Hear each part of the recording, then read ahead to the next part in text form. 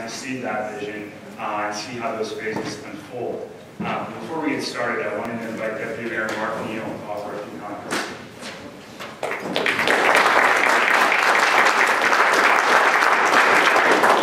Good evening, everyone. Again, my name is Mark Neal, Deputy Mayor of the city. Seeing so many familiar faces and so many hands go up when Scott asked the question, I will be very brief. First, again, to say thank you for being here this evening. I want to thank all of you, both for the time tonight, but also for the time that has led up to this presentation tonight, both in terms of the budget last year, the support of the council that was particularly helped by so many of you, as residents, as business owners, and just as concerned urbanists of what we were looking to do to downtown.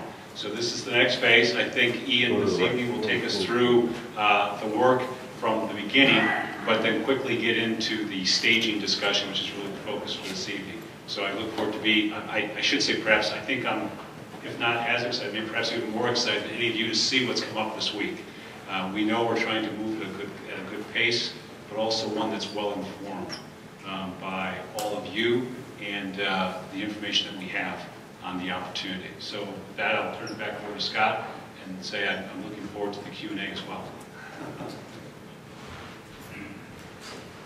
Thank you, Mark. Well, again, as there are many familiar faces in the audience, Ian needs a little introduction, but I should say Ian is a principal with Tool Design, one of the nation's leading planning, engineering, and landscape architecture firms specializing in pedestrian-oriented design. Ian's work is dedicated to evolving the conventional transportation engineering paradigm into a more sustainable one. You may recognize his voice because he's frequently a contributor to NPR. He's won several national awards, including the Institute of Transportation Engineers 2009 Project of the Year Award. So Ian and his team have been working diligently and have become familiar fixtures in South Bend. They may know the community in some ways better than some of the folks who call it home. They've studied all the streets. So I'm real excited to see this, and with that, I'll turn it over to Ian. Great, thank you.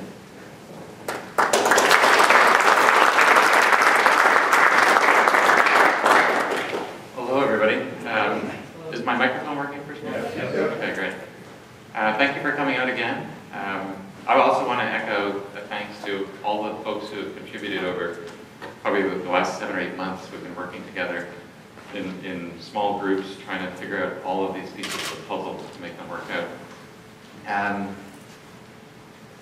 So who was here for the very first presentations of this? Okay, so most of the room. Okay, so those first ideas have gone through a gauntlet of looking over, I guess you could say, by all the folks up and down the street. So we've evolved those ideas, and I can show you the evolution of them tonight. And that was a lot of work over the rather long winter. I also have to compliment you on having every season represented in 1 week, which was a treat this week. So I'm going to start at the beginning, and oh yeah, I should mention also that during those 8 months, we went over, I don't know how many case studies and kind of theories and academic exercises about cities and streets and so forth. And when we put the slideshow together earlier today, I think there was like 800 slides. And so we had to cut a lot of that stuff out. So, but we kept some of the salient lessons and points here that deserve repeating because they're really important for the overall concept. So we just want to run through those really quickly. So if you recall, we've actually, you probably been around walking around the streets and so forth. This is Michigan. Yeah, this one of the more vibrant parts of the downtown is the two-way part, which is no coincidence. There's people who want to cycle, except the facilities aren't hugely comfortable for them.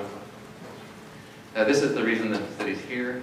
It's the river, and I'm going to go into a little bit of detail about how we've kind of ignored the river a little bit with our design choices, and a lot of the work we're doing as part of this effort is to re-engage with the river so that it becomes more of a central part of the city again.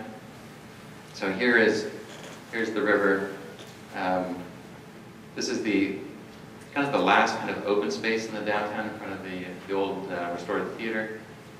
This is where we are right now. And you can see this red area is kind of a privatized waterfront. And then we get into the residential areas north and south, and there's Leaper Park up here. You see a lot of the river has been kind of occupied, and so we want to try to re-engage it, and we're going to go through some of the theories and ideas that we've come up with to help with that. We went and had a lot of stakeholder meetings at the beginning, trying to imagine the city years from now, 10 years from now, 20 years, 50 years. We call it a vision. So we all got together and kind of articulated what that meant in terms of social exchange, quality of life, helping businesses, attracting investment, all these sorts of things we put together in what's called a vision. So a vision is a kind of a consensus the way that the city ought to be. But a vision isn't enough. You have to have a plan, a feasible plan that's done in stages in order to accomplish the vision. So that's what we've been working on with all of you over the last several months to come up with this plan, and that's what we're going to go through tonight. Some of the fundamentals we went through, particularly at the beginning, was like, why do cities exist in the first place? What's the purpose of cities? They're to gather people together instead of being all over the countryside. To bring people together. The transportation purpose of the cities is to minimize long-distance travel. To bring people together for social exchange and economic exchange of labor, entertainment, goods, services. All these things come together in cities. So the land use purpose of cities is to bring all these components of civic life into the city. And of all the places in the city where the social exchange and economic exchange should be the richest, it should be in the downtown. So we want a concentration of all those things in the downtown, so you can find a variety of things, a variety of different land uses in the downtown. For most of the city's history, and most cities in North America's history, the value of land was a function of the proximity to the center. The land downtown was the most valuable, and as you got further out, it got less and less valuable, because proximity was important. After the Second World War, there were some ideas that, well, value isn't a function of proximity, it's a function of travel time. And the theory was if we could speed up the roads, then the value would spread out. And of course, that never happened anywhere it was tried.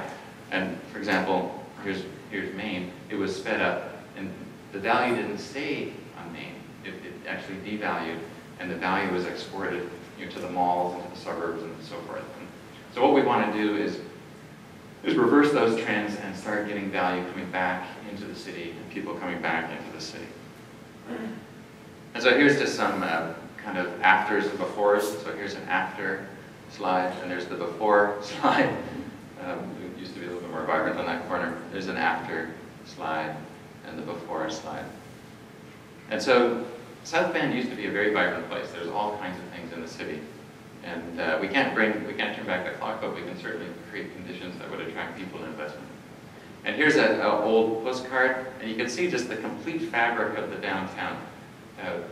And since then, half of those buildings were torn down to make room for surface parking lots, and you have these sort of missing teeth in the street as you walk along.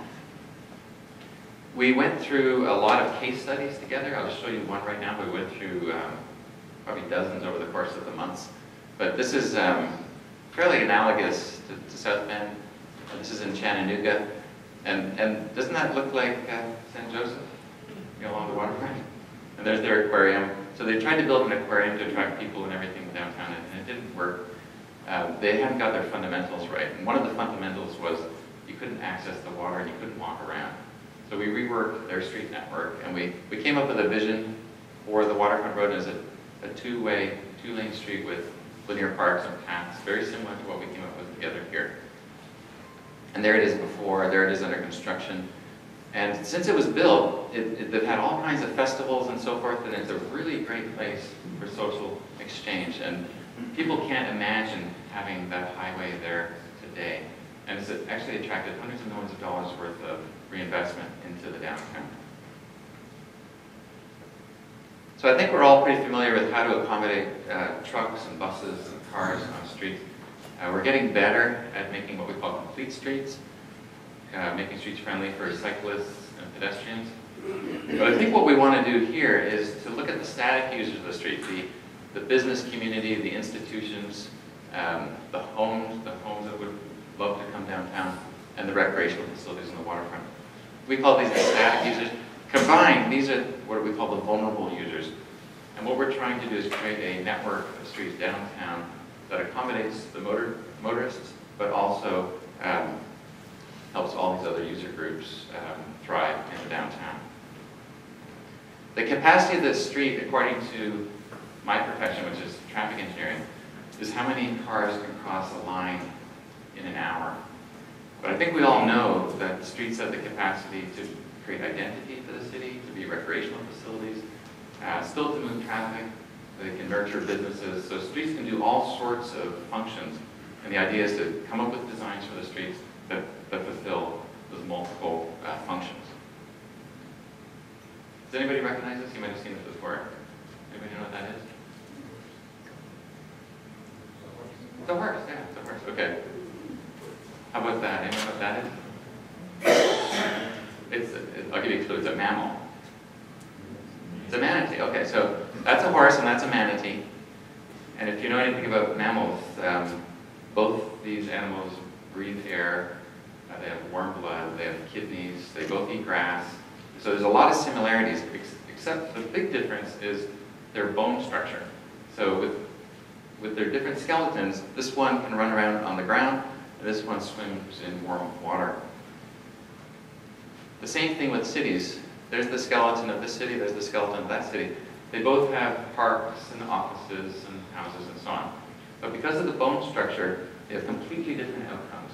This one is highly walkable, beautiful city. There's a crash somewhere, doesn't matter, there's lots of ways to get around. Anybody know where that is? Savannah? Okay, Savannah. This one is completely car dependent. If you want to go north, you have to actually go south and west and south and east and north. There's a crash here. What happens in that city? The whole thing shuts down, right? So if there's a crash on Main Street, you put all your eggs in your southbound eggs on one basket. There's a crash there. It's very harmful. So we want to evolve away from this and more towards that kind of network. Anybody know where that is? Yeah, it really doesn't matter, does it? Okay, so, and then the block structure actually helps inform the land use patterns. And so with big blocks, you get really big development. And you can sort of see this a little bit around this building to the south where the post office is and so forth.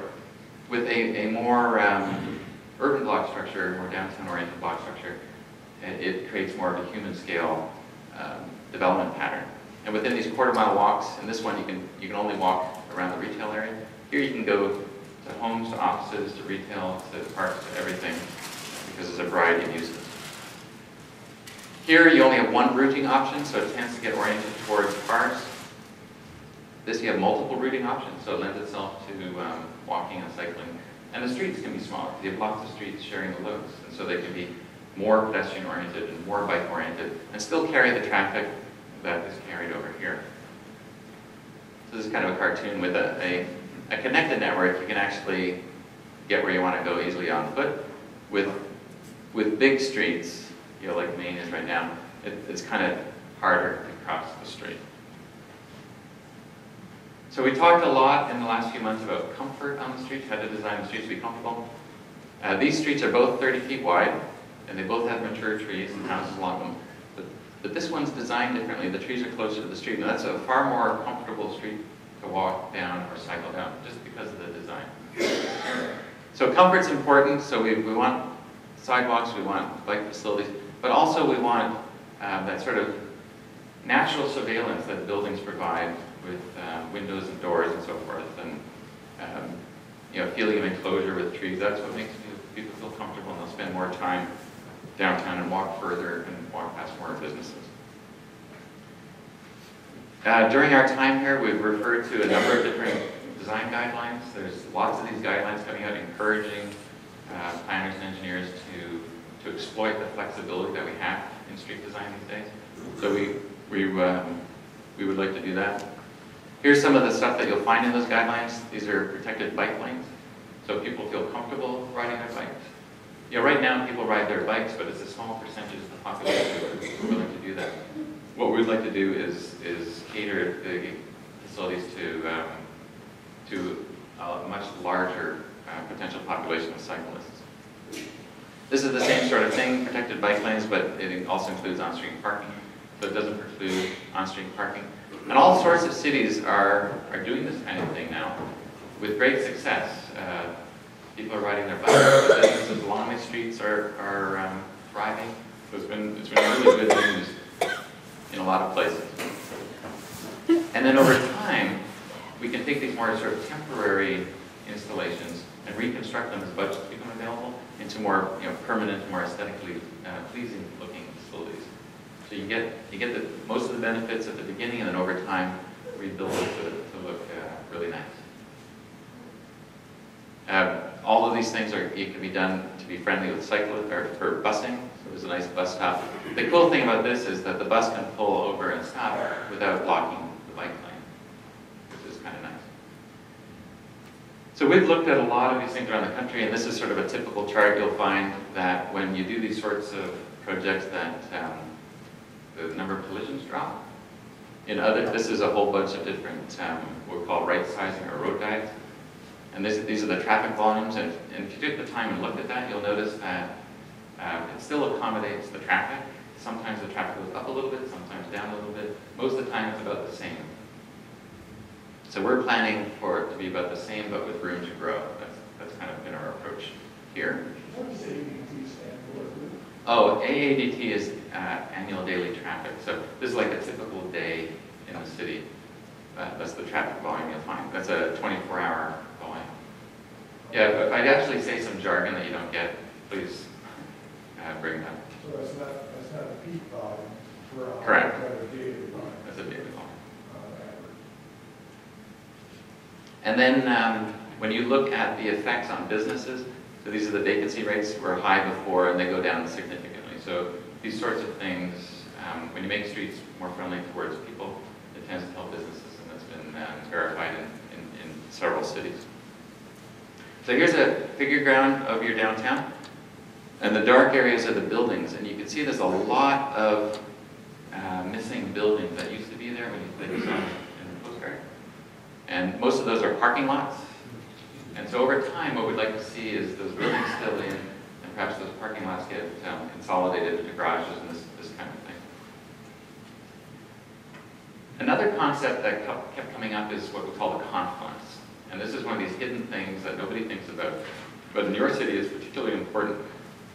The confluence, we're going to use this cartoon of a little town, and in this city there was 3 east-west streets, and I only showed 3 north-south streets, but there's actually dozens of them. This place was kind of a long linear town along a ridge line. And these are the 2 older streets in town. There were 2 lanes originally, and they got widened to 4 lanes, and then a new street was built, parallel street, at 4 lanes. And the city thought they had 12 lanes of east-west car carrying capacity. Except here, where these crisscross, only one of these streets could have a green light at a time. The other street had a red light. So they really only had 8 lanes here. And so this is where all the problems were, right downtown. And we were hired to arbitrate a fight. There was a fight going on in the city that had been going on for about 15 years about which street to widen. So everyone on this street wanted that street to be widened to like 6 or 8 lanes, and vice versa, the other street wanted the other street to be widened. And it would have big impacts because these widenings would take away people's property on their front yards and so on. And there was a kind of a mall type thing here, and a couple little buildings with some parking in the back. And we said, well, why don't you just get rid of the intersection? And then you get 12 lanes. Keep in mind, there's like a dozen ways to get back and forth. And so then they had 12 lanes. They didn't have to widen either road. And you could hear the air escape out of the room. Like, God, why didn't we think of this 10 years ago? We have to fight. But the truth was, they didn't actually need 12 lanes. They only needed 10. So we put the on-street parking back and made it more business friendly. And so the interesting thing is we went from effectively 8 lanes to 10. So 25% increase in car carrying capacity, and we narrowed 2 of the 3 streets in town. You know, that's the power of good network. So here, this is your confluence. So you've got LaSalle, and you've got Michigan, and Lincoln Way, and everything focuses right here. And that intersection became really critical in our mind because we wanted to find ways to undo that confluence, to spread the load amongst your rather good network that exists elsewhere in the city. The other challenge here was this rather confusing one-way system. Whenever you want to go someplace, you typically have to go backwards. You have to go past your location and come back. And giving directions on Jefferson Street, for example, you come down, you find Jefferson Street, then you go and Jefferson Street ends, and then you can't even go to Wayne to get to Jefferson. You have to go north of. Giving directions is a challenge. Also, it cuts the access to the businesses in about half. So one of our goals was to basically double the access for businesses and two-way the streets. And to do that, we need to use the network. So we did some analyses. These are the early analyses we did. And this is the number of lanes on each street. And you can see there's 4 to 12 lanes depending on where you are in the city. And then we looked at all the traffic in the peak hour going north. And we divided it by the number of streets. Sort of this Michigan area in here, we kind of call it 1.5 streets because St. Joe and they're kind of like a little pair. But basically, we divided the traffic into 3 and concluded that the streets could easily handle the traffic in the northbound direction with 3 two-lane streets. And the same thing happened in the southbound direction, that it could easily handle the traffic if we spread it out on the streets evenly. But to make it even is a little bit of a chore because we have like the bridges, like Michigan all goes onto one bridge to the north, and Jefferson's one bridge, Michigan to the south is a one-way northbound. So we had to think of ways to help drivers use more streets than they are currently. And so we came up with ways to split the traffic onto multiple streets. And then we worked on some of what Scott called the low-hanging fruit so that you could actually get on with it this construction season. So you're going to see stuff happening pretty soon on some of your streets. And while that was going on, all that planning and design for that, we were working on the balance of the planning for the downtown over the winter. So the idea was that you wouldn't lose a construction season. So you're going to see some activity this year. And so this is Williams, for example. So Williams will be going to a two-way street.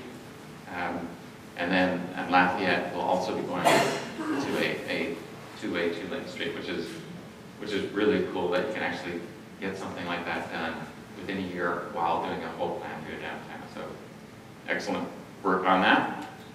And then so here's our kind of our entire plan. So those of you who are involved with little pieces of this, you'll see your little piece aggregated with everyone else's little pieces into an entire plan. And so we'll look at parts of it. We kind of started at the north end and we worked our way south. So this is up by the just north of the hospital. So there's the hospital, there's Bartlett Street. This is Leaper Park here.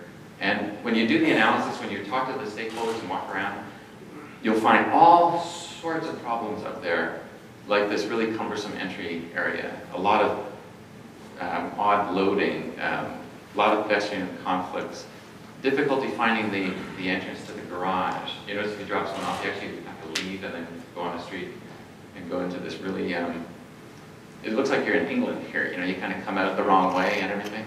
Very confusing. So what we did is as part of the plan for the whole city, we tried to correct a lot of these things at the same time. So there's the plan for the north end. And so basically we've straightened out Bartlett. There's the northern roundabout to help distribute some of the traffic over to Lafayette. The whole front door area of the hospital has been fixed. They went from 90 feet of pickup drop-off area to over 100 yards of pickup drop-off area. And there's a big, I don't know if you ever dropped anybody off there, but it's pretty tight. You can see the drop off. And then there's the expansion. And then we created a more, a safer and more legible parking lot. There's actually more parking spaces as well. There's some really interesting things. When we were working on this project, we learned a lot about the park and Kessler's plan for the park.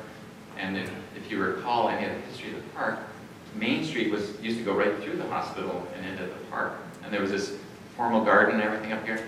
So we reestablished some of that orientation to at least the front door of the hospital. So there's a more cool orientation north-south here.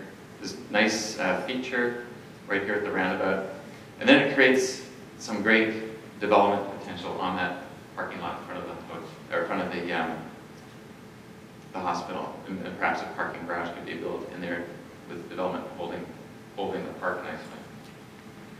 And then the other thing we wanted to do was make the park more accessible and easier to walk to. And the roundabout does that. It actually connects these medical buildings nicely and creates nice ways for people to get to the park or to the tennis facilities and so on.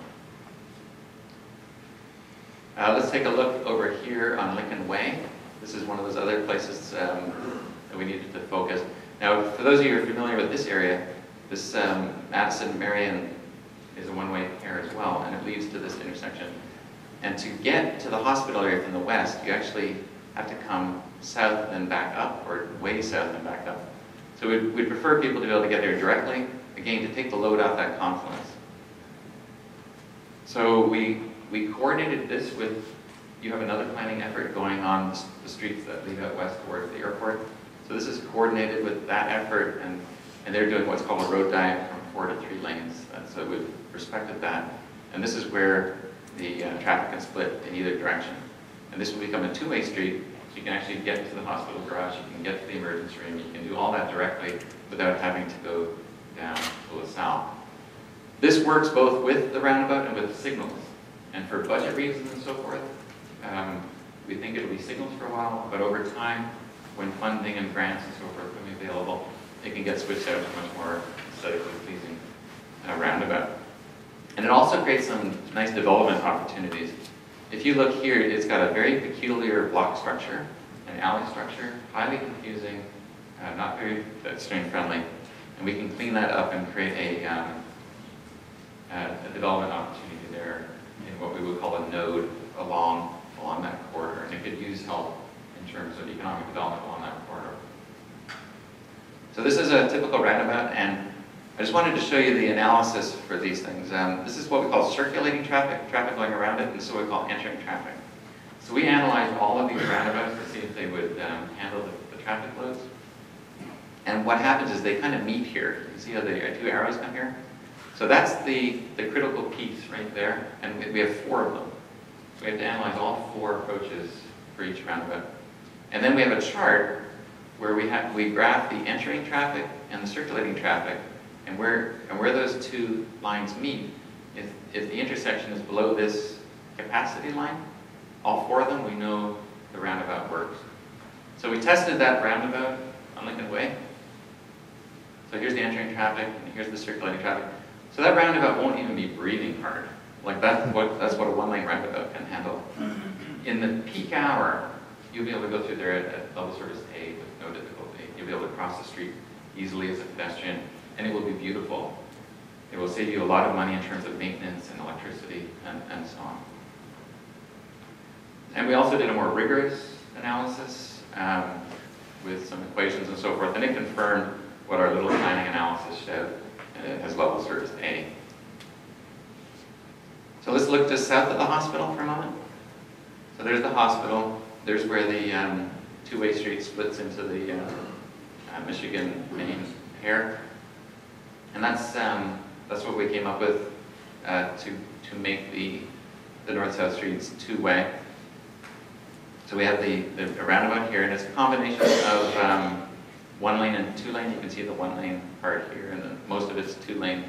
But it allows it 2-way 1-lane streets to meet and become a 4-lane street rather seamlessly. We also, if you recall, we have we spent a lot of effort making sure we had nice, friendly bike facilities up here. and they come through the roundabout, and then they come down a protected bike lane along the waterfront here and start to engage the park space further south. How does that bike lane get to the roundabout? So let's say you're in the bike lane right here, you're coming south. There's two ways. Most people will just follow the roundabout around, and then there's a little entrance into the bike. It's like a little teeny street, but just for bikes, and you come in like that. So the bike enters the traffic? Yeah, and that's kind of, I did a whole thing on roundabouts in one of the previous times, but there's, what happens at most roundabouts in the United States for bikes, when there's bike lanes, particularly when there's protected bike lanes, at the roundabout, the cyclists are given a choice. They can use a wider sidewalk, which is provided if they're like beginner cyclists. But the design speeds in the roundabouts that we're proposing are around 15 or 20 miles an hour. So most cyclists will just ride through the roundabout. But doesn't that fly in the face of not recommendation? Actually, I'm going to take the questions at the end. Otherwise, we'll get the roundabout. But just to answer that question, this is standard DOT practice. This is the kind of thing that the federal highway people recommend for safety reasons. So it's kind of state-of-the-art thinking on roundabouts. And with this sort of design, the number of collisions in general will probably be cut in half compared to the signals. And then the number of collisions involving pedestrians and cyclists will almost vanish. The busiest roundabout in the United States is actually bigger than this. It's got 5 approaches and it's much larger. It has a lot more traffic too, but the interesting thing about that one, it has 7,000 pedestrians using it. It's been in place for about 10 years and nobody's been hit. So with a good design, you can have an incredibly friendly intersection for pedestrians and cyclists. So that's what we're proposing right here. So this is a blow up. One of the reasons we're doing this is to attract investment. And so when we were laying out the streets, we had sort of an imagination of a hypothetical block here. And you can see where the access points are. There's pick-up drop-off here for the theater and the church. We put in on-street parking where we could help businesses. And we oriented the access points, the recommended access points, so that the left turn lanes on the street could actually help provide left turn access into the development parcels. So we're kind of integrating private property development with our street designs to help attract investment. We analyzed that roundabout too, and again it was an A during the peak hour. So there's the kind of broader imagination of the plan, and it shows up top. When you first do this, you probably won't want to rebuild all the streets just because of budget. So you could leave the current curb-to-curb dimension as it is, and just do sharrows up there, which is a shared right-hand lane. You can see they're a little bit wider. And then further south, the road gets a little bit wider, so you can actually have bike lanes. And then over time, when you do get the budget, you can connect the two roundabouts with what we call cycle tracks, which are literally separated facilities for bikes, which would be extremely friendly. Then further down Michigan, this is 52 feet curb to curb, this is 66 feet curb to curb, and we have a two-way protected bike lane on the waterfront side. And so this will become part of your whole waterfront imagination, connecting your waterfront for pedestrians and cyclists. Once you come out of the roundabout here, we think you want to have bike lanes, and this is the pickup drop-off for the church and so forth, and parking on the business side, nice wide sidewalks. And then as you get further south, those transition into the protected bike lanes, which then will cross into Main Street into downtown as protected bike lanes. And then Marion can just become a regular street again, just a normal two-way street, pretty straightforward, and same with Madison. And Madison will become, I don't know if you've been on Madison, but it's just a little brick residential street, and it can get back to being a little brick residential street instead of part of that one-way pair.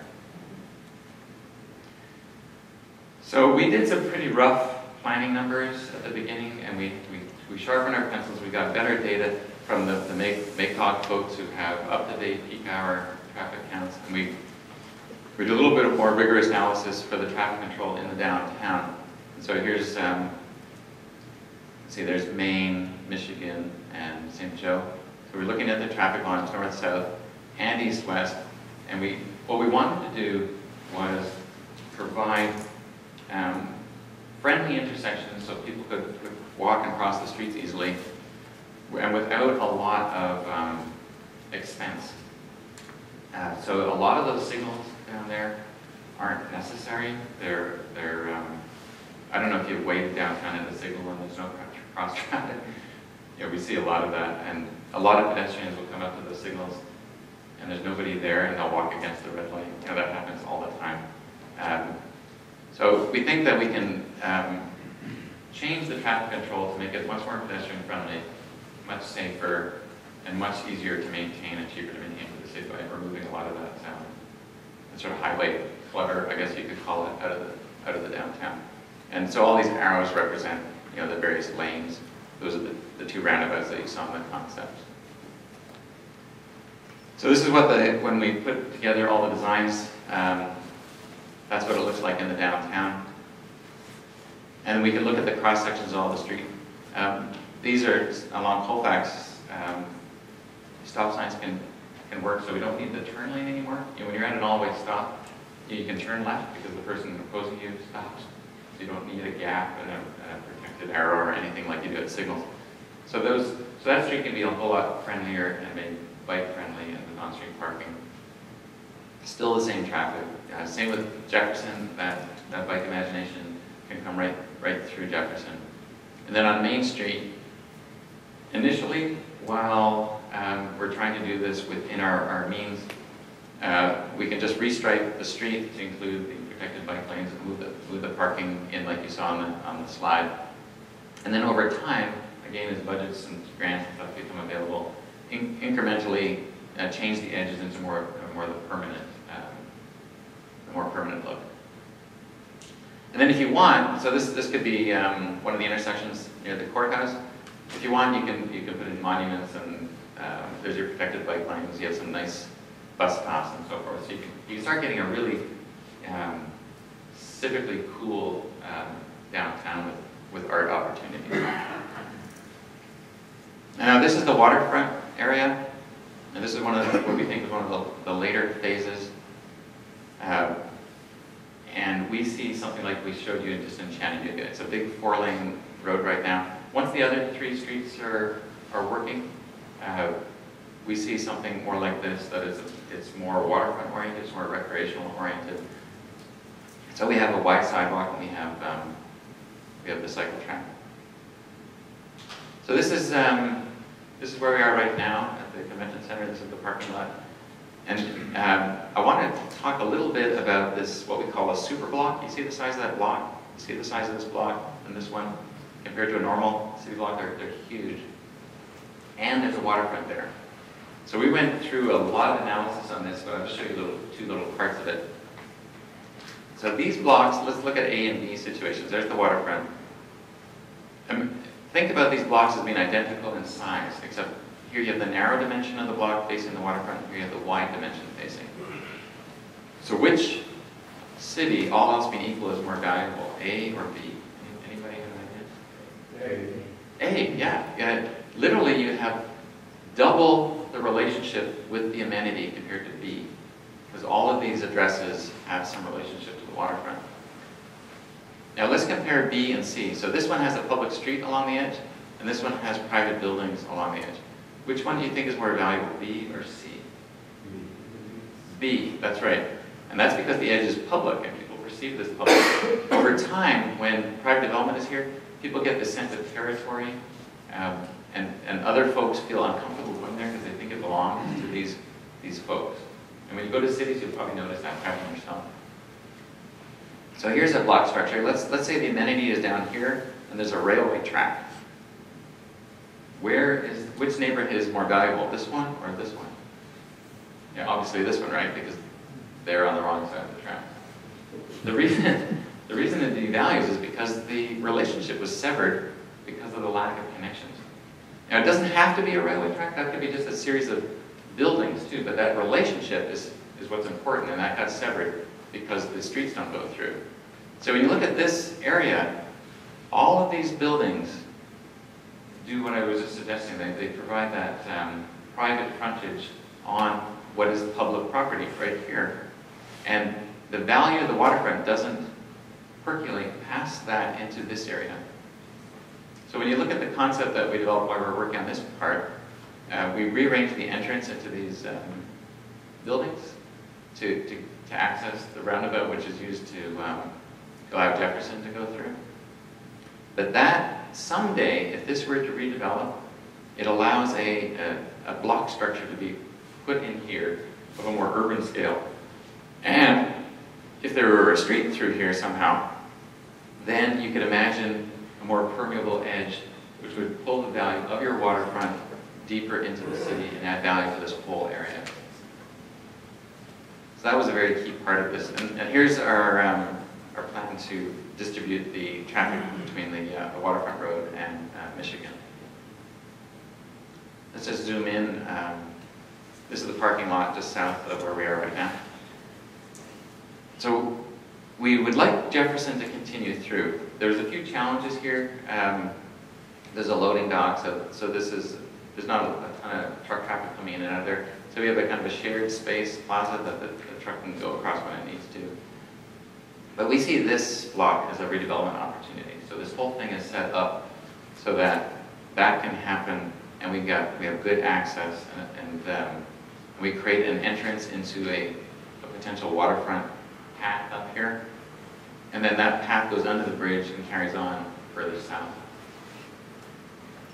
So here's where we just were, around that plaza. Oh, by the way, I forgot to mention that plaza, can be open most of the time, but if you're having a big special event here near the waterfront, you can shut it, on a weekend or on a evening. And this you don't even have to have curbs here, so you have 2,000 or 3,000 people in here in a really beautiful environment. So here is our idea for a path along the waterfront in front of this building, leading up to a large park just north of Colfax. This is a zoom in, and this is the hotel. I don't know if you've been to the front door of the hotel, but you literally just get spat out onto this little drop off, and then there's a giant barrier between you and the water. So we'd like to soften that and create a relationship between the hotel and the waterfront with some kind of connections. And this is what other cities have done. Where somebody's built something private right on the waterfront, it doesn't mean you can't connect publicly. So this is down in Tampa, and you can see there's a path on piles. And this is the kind of thing that we're thinking would be highly popular here. There's kind of a double path. This is for the wheels, the cyclists and inline skaters, and this is for the heels, those walking, jogging, and pushing strollers. This is kind of a standard practice on busy downtown waterfronts. So that's how you get into the bridges. So there's the wheels, there's the heels.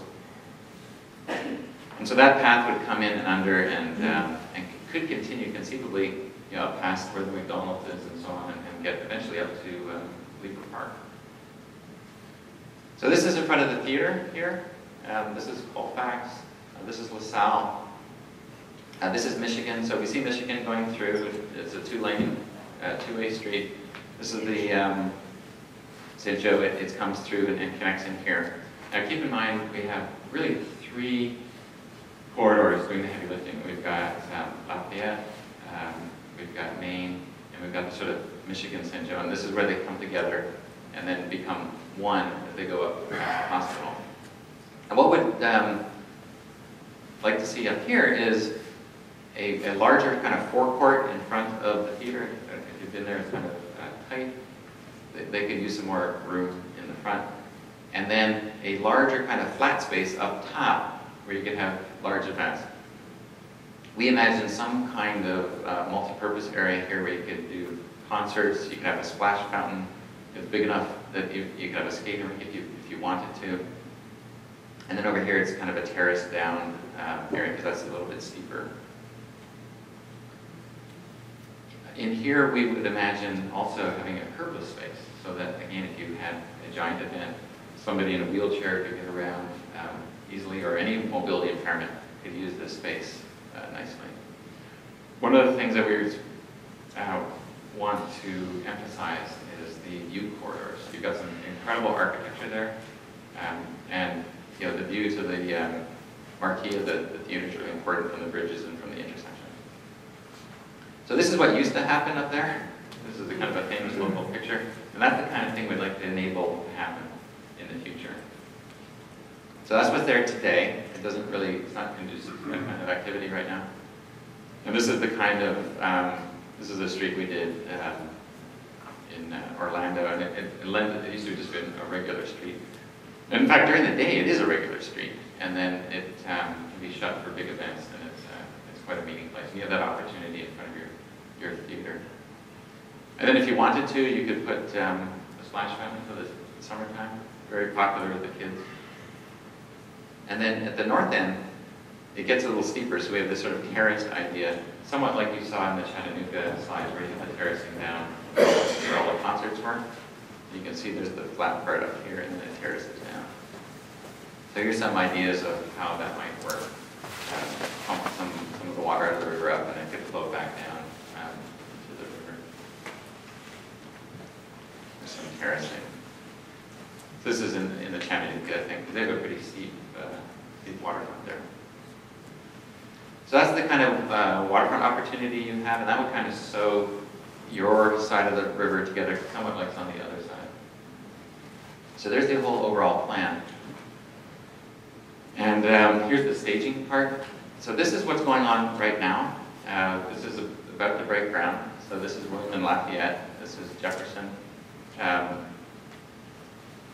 This is Lincoln Way heading up to the airport. So all those things are in the works.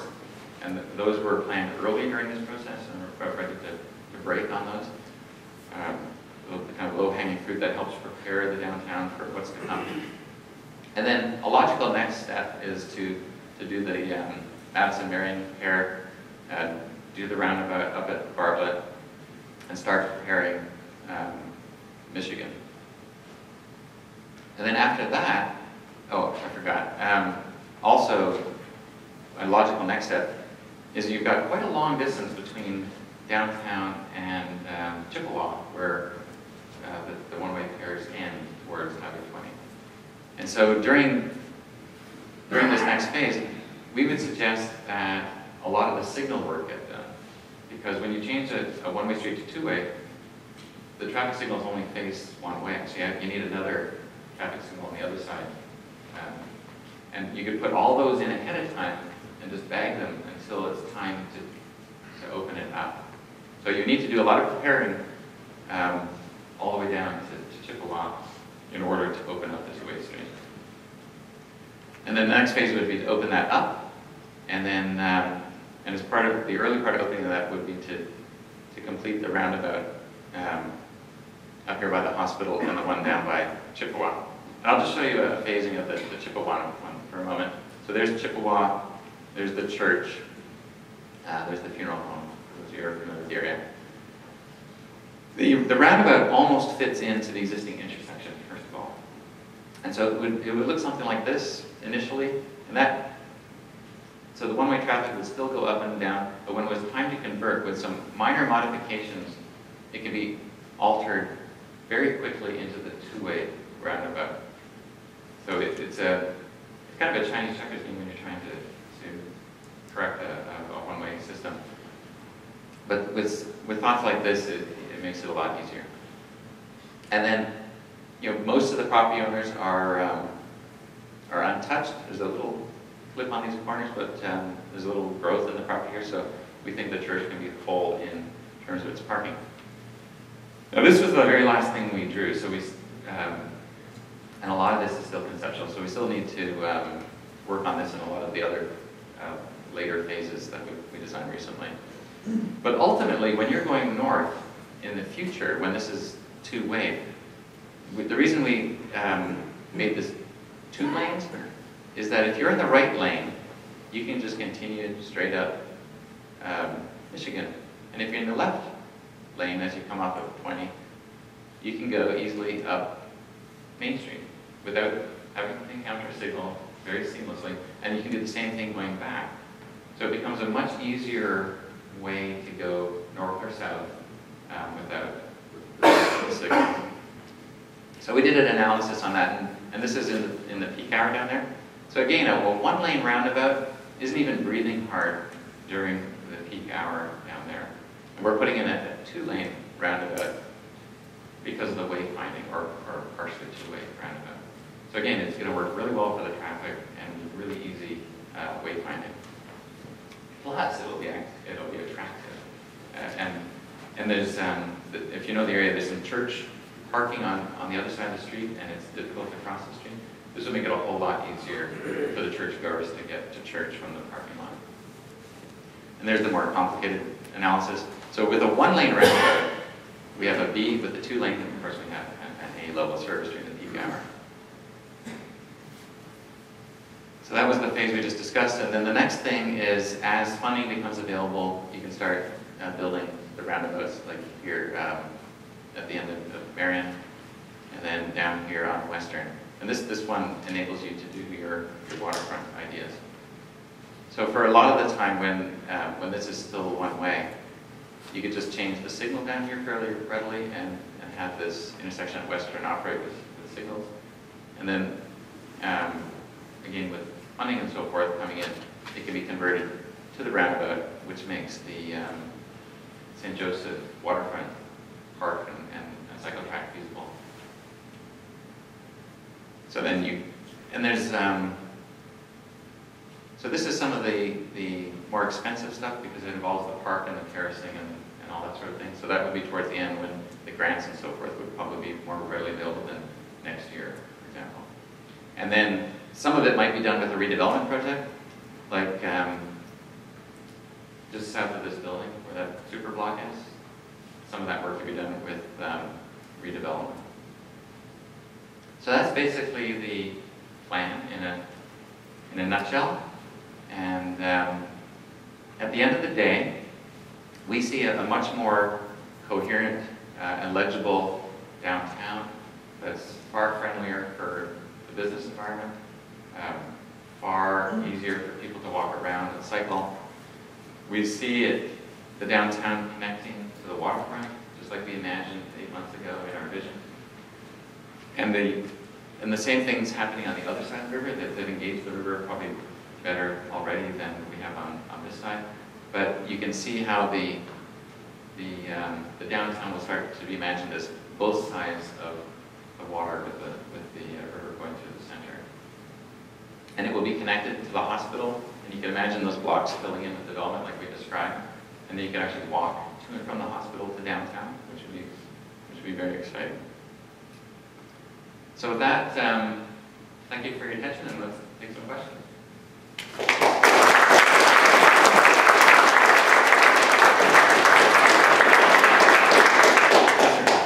Yes, the traffic counts that you were provided by our regional planning agency, what year were those generated? Most of them were like a year or two old, so they're pretty regular. As the city has continued to decline in population, and with 50% land use factor downtown being open parking lots, that would be the current condition. Yeah, more or less. Yeah. So we actually looked at older counts too, but the traffic is adequately low, but there's room for growth in traffic. Furthermore, I think as the city infills, that a lot of the traffic that we generated would be people living in downtown, going to things downtown. I don't see a ton of reason for long distance travel to increase through the city. But I think you're going to see a lot more local traffic growing as the downtown comes back. Yes, sir?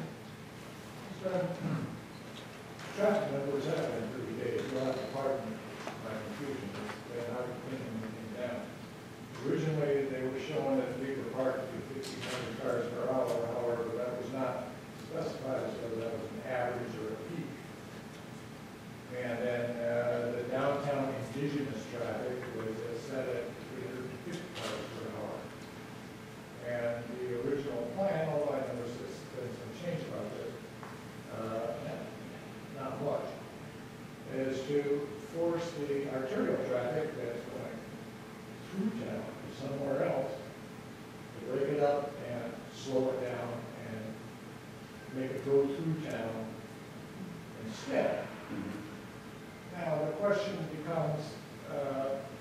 capacity to 1,500 cars per hour is only in one direction. I thought that was both directions. Which means that it's more like 2,800 in both directions at Legal Park. Now, my question is, what is the calculated capacity of the full streets that traffic is being driven into? And taking into account the actual peak count, the peak flow, the arterial traffic, that's just trying to get somewhere else, and the indigenous downtown traffic, which should bring it up to, what, 25, 2,600 cars at peak times? Is that right? Well, let me answer the question. Those who didn't hear the question, it has to do with the traffic numbers being ambiguous and what is the total capacity of the system, I guess, north-south, and that there was some confusion with, you know, what was a peak hour and what was a daily and all this sort of thing. I don't know how long I took to do the talk, but we could have spent the whole night talking about traffic volumes, and we've spent days talking about them.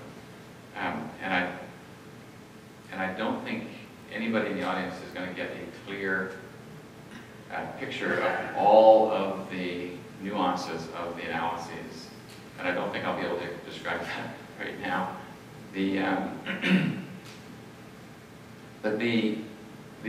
What I was trying to show was the kind of the upshot of the analysis, that the traffic volumes are adequately low, that they can be distributed. There is a portion of the traffic that does go all the way through.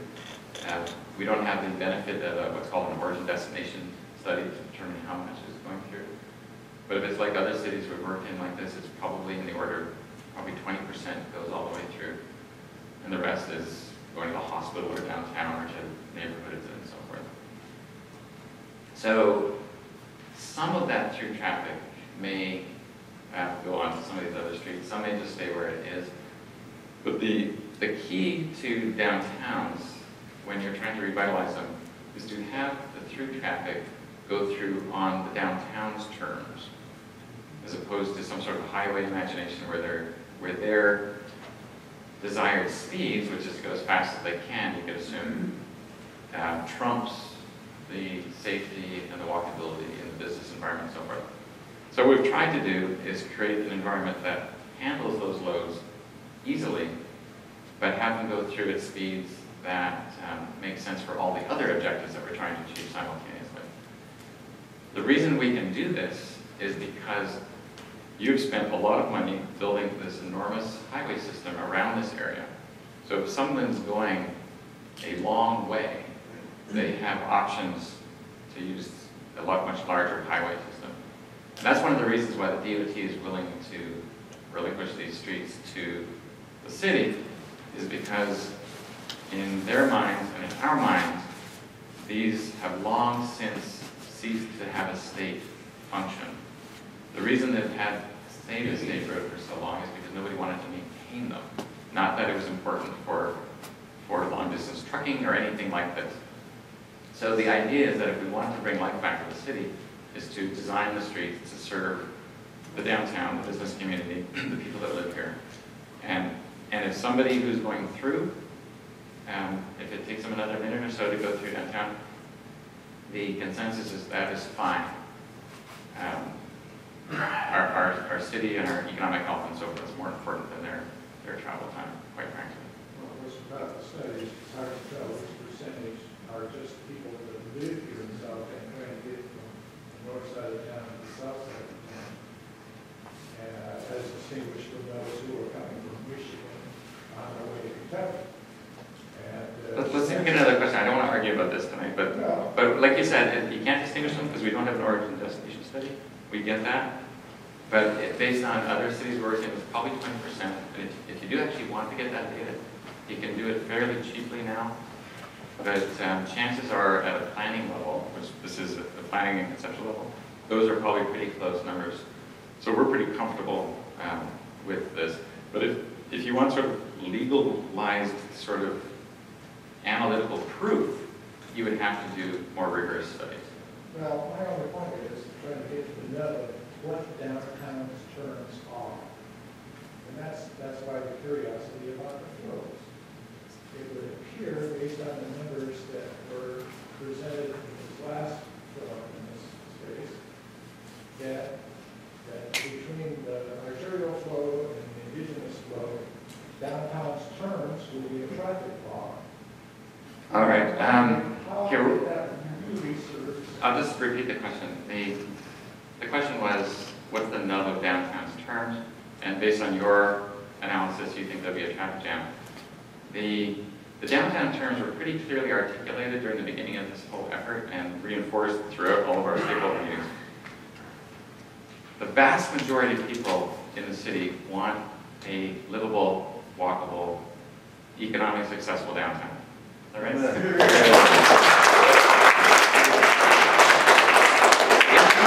The highway imagination that is out there now is unacceptable to most of the people here. They don't like the safety problems. Business people do not like people focused on the signals as they progress down Main Street, not looking at the displays and so forth. That's an unacceptable condition, and what we're doing is creating a coherent, well thought through plan with a lot of input from the public and the stakeholders to do a staged implementation that the city can afford. With regard to the traffic jam thing, I think we went out of our way to show you tonight that wherever we had the most difficult intersections, we showed you the analysis results, and they weren't even breathing hard. So if folks tell you that we're creating a traffic jam, then you can say, well, I've seen the results of the analysis. And you could spend a lot more money and get a lot more detailed analyses. But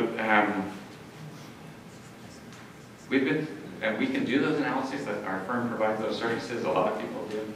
And they will probably, with about 100% certainty, confirm what we've come up with our planning analysis. The reason these analyses are done is so that we can get these concepts moving without being paralyzed doing analysis and tons of studies. We've also heard from the community that they're tired of just having study after study after study after study, nothing going on. So we have got enough comfort level through our planning analyses that we can move successfully forward with some of the low-hanging fruit, like Scott described at the beginning, some of those early implementation stages. And then as we move forward, we can get into more detailed analysis as we need to. And that's the plan.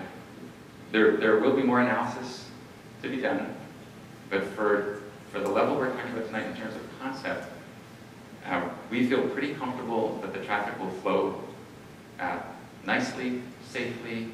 People can get where they want to go directly instead of having to go around the block. So there's probably a lot of people who share your concerns, and I think there should be skepticism. But when you hear skeptics talk about it, say, well, I've been involved, and it looks pretty good.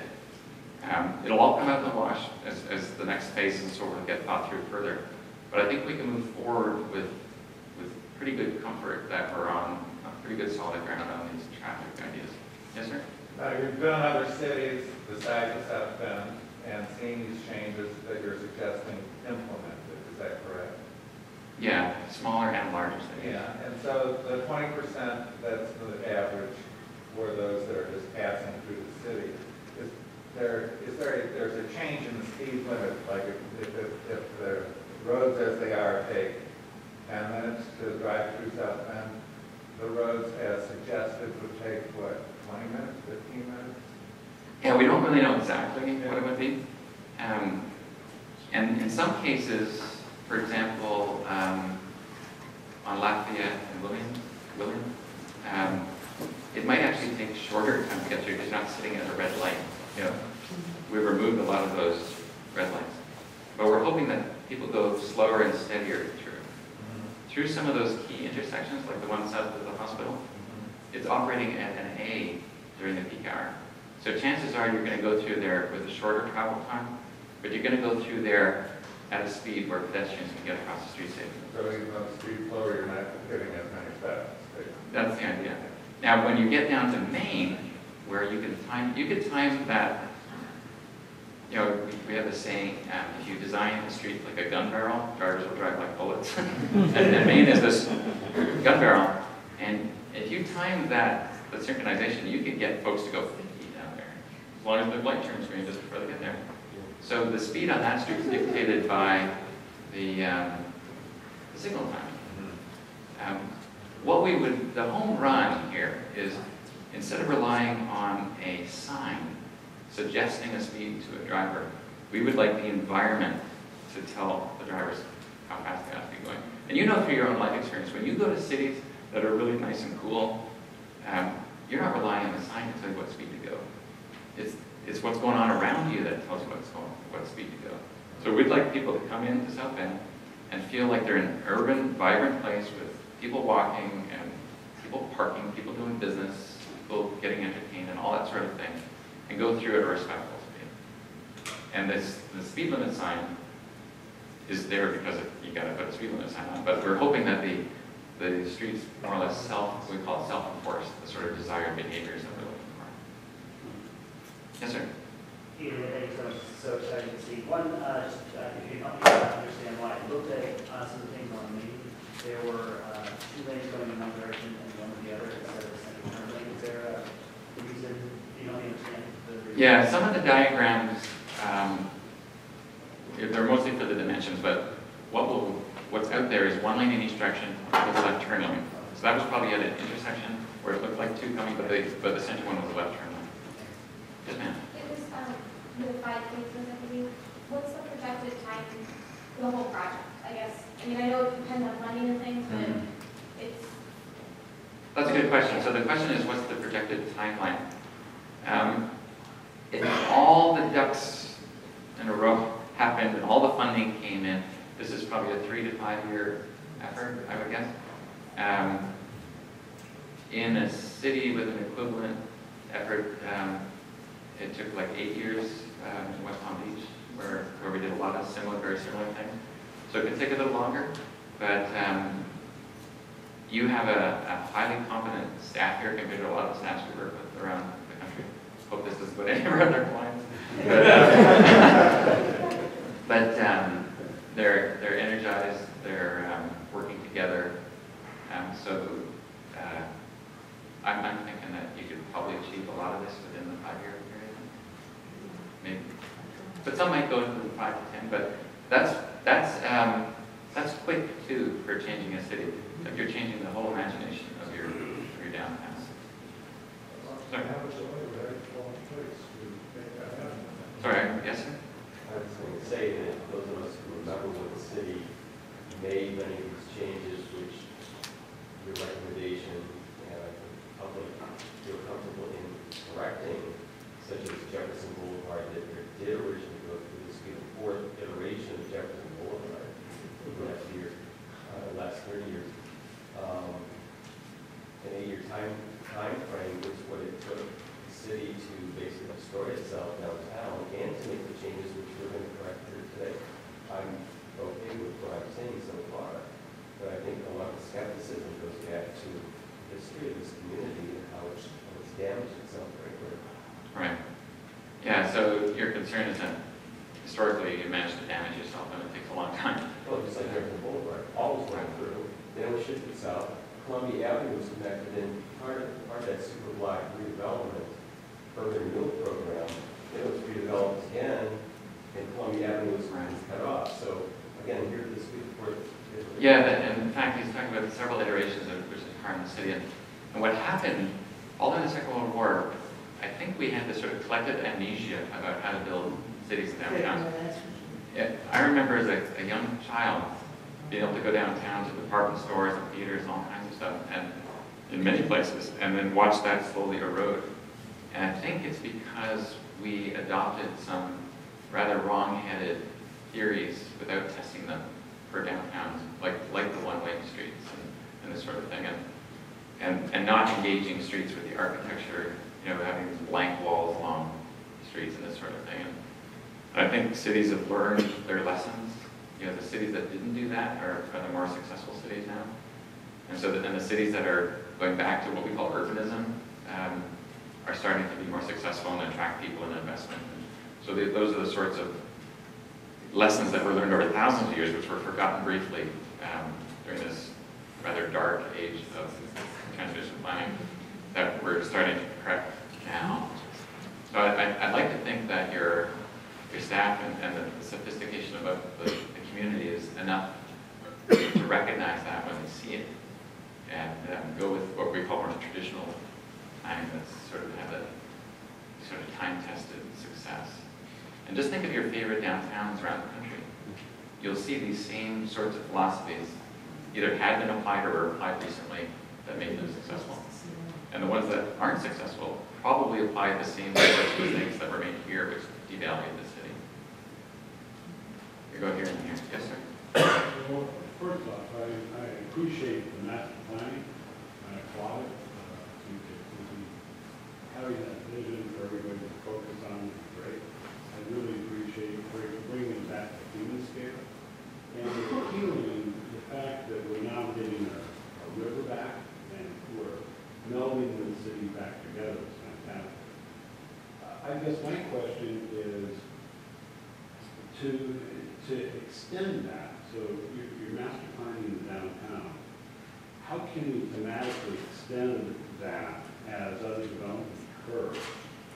Because you want to keep that thematic element moving further. What would you recommend? So if we're not directly in that area, how do we thematically attach to it and enhance what you're working on? And the last piece was relative to Sample Street, since it's a major thoroughfare. I know your scope right didn't allow you to look at that, but that would be the next area. Right. So the question is, you really like the direction so far for the downtown, but how do we, when that starts being valued, how do we spread it down other corridors and other areas? And the big strategies that a lot of cities take when they're revitalizing is they identify what their key assets are and they start reinforcing them. Like Michigan Street, one of your key assets. Like the area in front of the theater. Like your waterfront. Those are like some really important areas. And you reinforce those, and then the value starts to move out.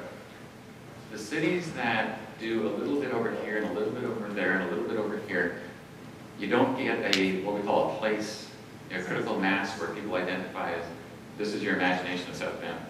You want to create that imagination, and in some places we only do 2 blocks. It's just really little. Like, we can come with a number of examples where we just did just a small piece and then add it on. So the strategy is to reinforce your strengths at the beginning, get your bones right, get your fabric right, your structure, which is the street network, which is, I think, terrific that you're investing in that. And then figure out what the next corrections need to be in terms of your block structure. And that sample, when Studebaker's around, they built the big interchange and stuff, and I think there's some land banking under ramps and stuff there that's waterfront, which could expose a lot of more value to the city. And was it Eddie? And there's a whole bunch of areas that could be restructured to add up the value. And again, it's going. That was sort of that post-World War II idea that just get people through faster, these sort of highway racks in the city. But I think when you really look at those areas, it'll make sense to do something that's urban, that engages the waterfront and pulls the value in. I don't know what the next steps are. We've been focused on this part for now. Yes, sir? I'm extremely pleased that you mentioned the dangers of trains. We had our problem with that in the middle of the late 70s when a consultant came in and convinced us that the thing that was going to save downtown was turning Michigan Street into a mall. Oh, that lasted a long time. And it was a real pain to get rid of. And now we come with trendy things like two-way streets. I think it's a terrific idea. And two-way streets, we haven't mentioned lights and intersections yet. Two-way streets with lights at all the intersections.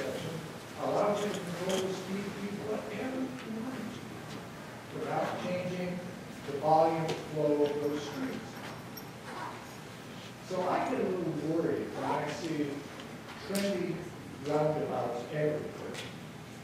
Roundabouts that DOT, in this study, right here, information and guide, and I can give you the title, it's FHWA RD 00067.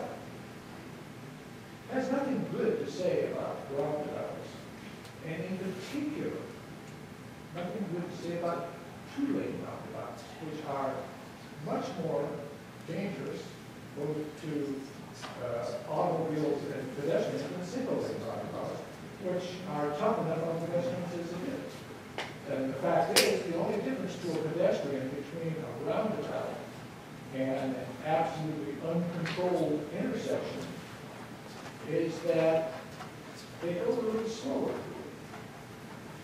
But DOT expressly says, forget right of way. You got to run for your life to get across there if you're a pedestrian. And anybody who is a child or an infirm adult is in for big trouble. So what's your question? They expressly say not to run bike paths through roundabouts. Now, This is a really interesting point. We've had extensive discussion on roundabouts. I know that a number of us will be available to continue that dialogue. I think they can all join us in that as well. If there are any other questions, we've been here for over 90 minutes. I really appreciate everyone's participation. To get this one last question, then we'll wrap up. I'm a resident of your downtown neighborhood, and usually what's going on Riverside Drive to the park, and see that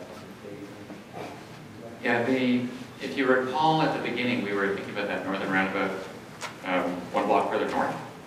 But because of the sensitivities of the historic area and Riverside and so forth, we moved south. Plus there was a lot of problems that we could solve simultaneously at the hospital. The curve, when you go from Bartlett on to Lafayette, you'll notice that that became the through movement, and the Lafayette up into Riverside has become the minor movement. Those sorts of things were done to help the school with their pickup drop-off. What we actually ended up lengthening the pickup drop-off area for the parents. I don't know if you know, but there's a couple of, I don't know if there's 1 or 2 empty classrooms in that school, so they can expand. So we tried to design it so that they could expand their pickup drop-off, and there's also room for another bus. The idea in the front of the school, between the park, is that it wouldn't really contribute to what we're talking about here. It's more for the school and the park functions. So we're kind of leaving it alone. We did do a lot of research on the park though, and we provided a lot of ideas on how to advance Kessler's plans in terms of his intent, which really wasn't followed through. But you can see some of it was expressed with our hospital plans by creating that access. And I can go into more details, but his idea was that it was a connected park, so we had ideas about how the roundabout helps connect, and then a passage under the bridge. There's actually room there. But we did think about that. We didn't really talk about it here too much because we only had a short period of time. But getting back to the roundabout thing, if you're really interested in the roundabout idea, we did spend a lot of time on that a couple of meetings ago. You'll always be able to find the odd document like this, but if you actually look at, if you actually look at the evidence about crash rates and so forth, and take a look at like the busiest roundabout in the country, which it happens to be in Clearwater, it has about 50,000 cars during what they call the season, and about 7,000 pedestrians during the day. And it's a 2-lane roundabout. And it's much more complicated than your roundabout. It actually has 5 approaches. To top it off, that area has a lot of retirees. And we hear a lot of myths about how older drivers can't handle roundabouts. The truth is that they can handle them quite well, because every turn into roundabout and out of roundabout is a right turn. It's actually quite easy to navigate. We're using them by schools now to help kids cross the street. There hasn't been one pedestrian hit at that roundabout, and you've got 7,000 people. Now these are spring break students, some of them drinking, and there's plenty of distractions there because of it's near the beach, and the fashions that are out there are a little attractive, and so there's lots of problems. Now, they did have some problems with that roundabout. They had a fountain in the middle of it at the beginning, and the wind would come and spray the water into the windshields of the car. So they took away the fountain. But there's a ton of data on roundabouts. Insurance groups are supporting roundabouts now because of it saves them money. They're not paying for a lot of crashes. New York DOT requires their engineers to consider roundabouts ahead of signals because of the safety benefits over signals. So, you know, we could go on about the roundabouts, but I think the staff is well informed and the people at that meeting were well informed about the roundabouts. But you could probably pull up a document like that about traffic signals. You could probably pull up a document about that about a lot of things. But I was very skeptical when I started my career about roundabouts, and I've used them in all kinds of applications now that have really reduced congestion and increased safety. So with that, I just thank you for coming, and